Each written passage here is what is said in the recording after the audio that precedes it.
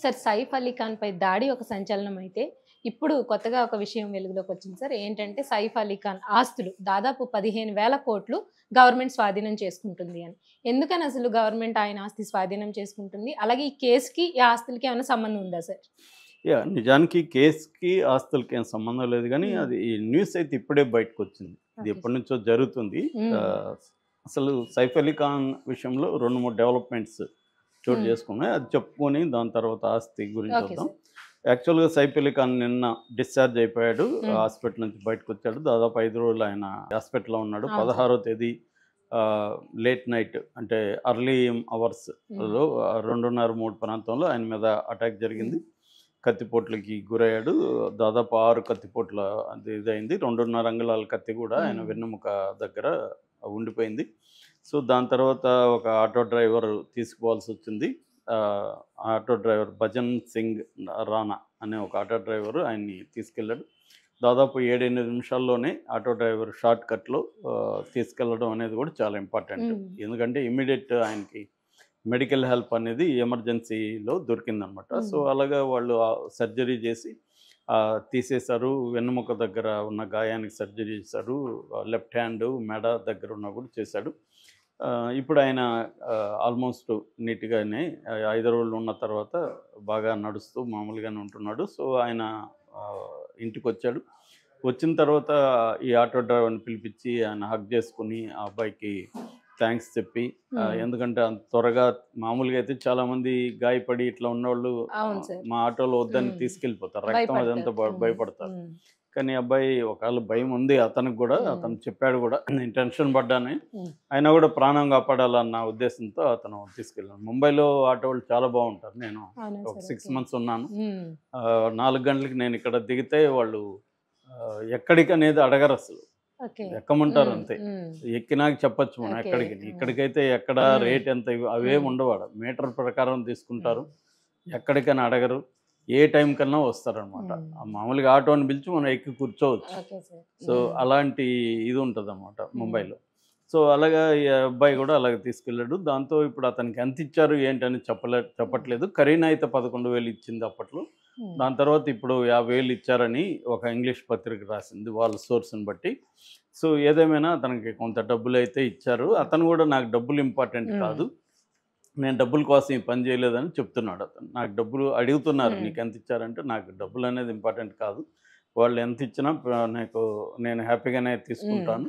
నాకు అదేమి నేను డిమాండ్ చేయను అనేది కూడా అతను చెప్పాడు. సో, ఆ రకంగా అతను కూడా పాపులర్ అయ్యాడు. సో, అది ఒకటి. రెండవది ఇతన్ని పొడిచిన అతని మీద కూడా కొన్ని విషయాలు బయటకొచ్చాయి. అదేంటంటే అతని పేరు షరీఫుల్ ఇస్లాం షహజాద్ ఆ అబ్బాయి హ్మ్. పేరు. బంగ్లాదేశ్ నుంచొచ్చాడు. హ్మ్. యాక్చువల్‌గా బంగ్లాదేశ్ నుంచి మే 2024లో ఇండియాకొచ్చాడు. హ్మ్. ఇతను వచ్చిన విధానం గూడా ఇంట్రెస్టింగ్‌గా ఉంది. ఓహ్! ఇతనేందంటే టోటల్‌గా నలుగురు ఏజెంట్‌లను మారుస్తూ వచ్చాడనమాట. ఆహా! ముందు మేఘాలయ చేరాడు. హ్మ్. బంగ్లాదేశ్ నుంచి బార్డర్‌లో మేఘాలయకి చేరాడు. అక్కడ మేఘాలయలో చేరడానికి ఒక ఏజెంట్‌కి 4,000 ఇచ్చాడు.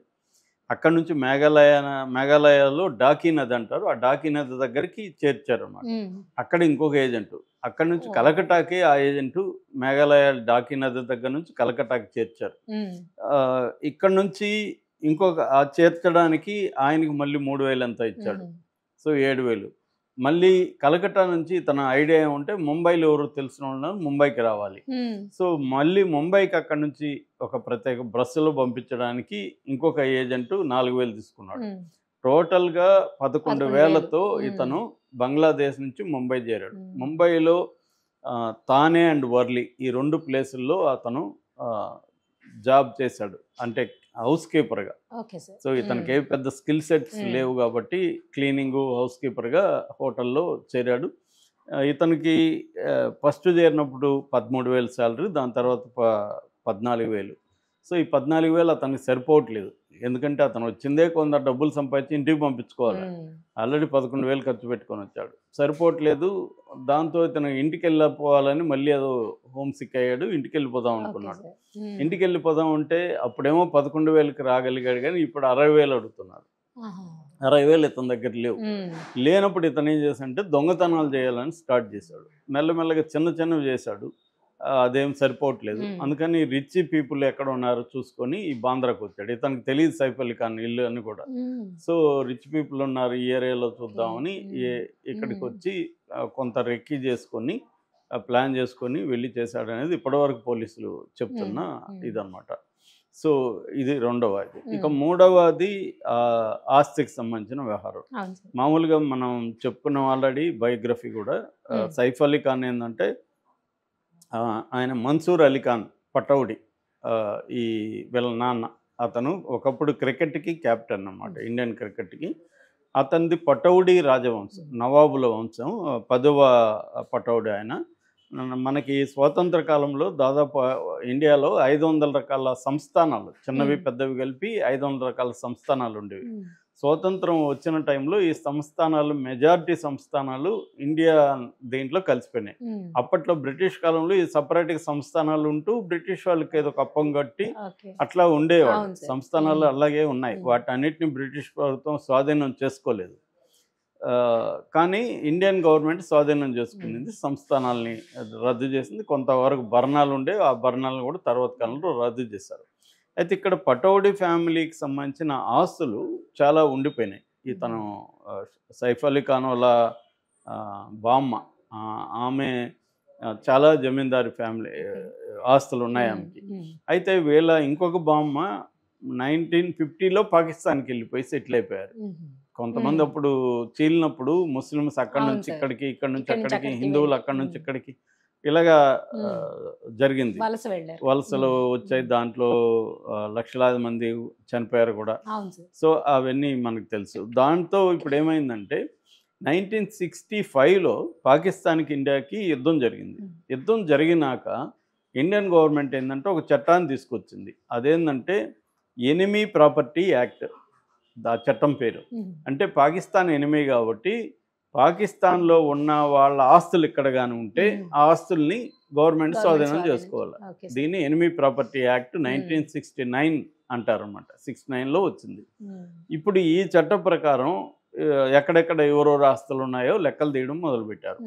అలాగా వీళ్ళది 2014లో ఈ పటౌడి ఫ్యామిలీ మీద ఈ చట్టం కింద కోర్టులో వీళ్ళు రద్దు చేయడానికి ప్రయత్నించారు. వీళ్ళకి ఎక్కడెక్కడ ఆస్తులు ఉన్నాయంటే ఫ్లాగ్ స్టాప్ హౌస్ అని ఒకటి ఉంది, తర్వాత నూర్ సుభాష్ ప్యాలెస్ అని ఉంది, దర్ సలాం అని ఒక ప్యాలెస్ ఉంది, హబీబీ బంగ్లా ఉంది, అహ్మదాబాద్ ప్యాలెస్ ఉంది, కొహ్బీజా ప్యాలెస్ ఉంది. ఇలాగా కొన్ని ప్యాలెస్లు ఉన్నాయి. ఇవన్నీ వర్త్ 15,000 crores అని లెక్కేశారు. ఇంకా కూడా మార్కెట్ రేట్ ఎక్కువే ఉండొచ్చు, గవర్నమెంట్ మార్కెట్ రేట్ వేది కాదు.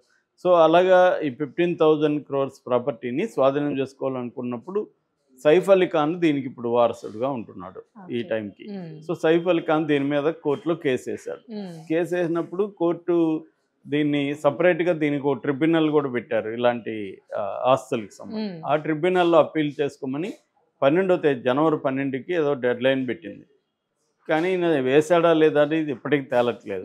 వేస్తేమో అది రావచ్చు ఇంకా, అంటే దాంట్లో ఎంత, ఎందుకంటే ఆ బామ్మకి నాకు సంబంధం లేదు, మా బామ్మ ఇక్కడే ఉంది, అట్లాంటివో ఆయన పాకిస్తాన్కి పోయిన ఆవిడ ఆస్తి కాదు ఇది, ఇట్లాంటివేవో ప్రూవ్ చేయాలి. ఎందుకంటే ఇద్దరు కూతుళ్ళకి, నవాబుకు ఇద్దరు కూతుళ్ళకి ఆస్తి వచ్చింది. అందులో ఒక ఆవిడ పాకిస్తాన్ వెళ్ళింది, ఇంకొక ఆవిడ వారసుడు ఈయన అనమాట.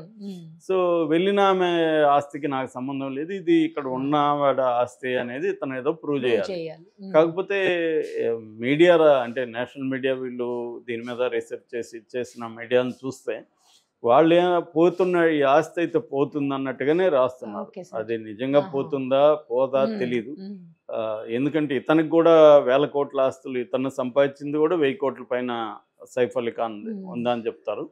అంటే మొదటి భార్యకు భరణం ఇచ్చాడు. మొదటి భార్య అమృతా సింగ్ని 91లో పెళ్లి చేసుకున్నాడు. 2004 వరకు వాళ్ళు కలిసి ఉన్నారు. వాళ్ళకి 2 పిల్లలు, సారా అలీ ఖాన్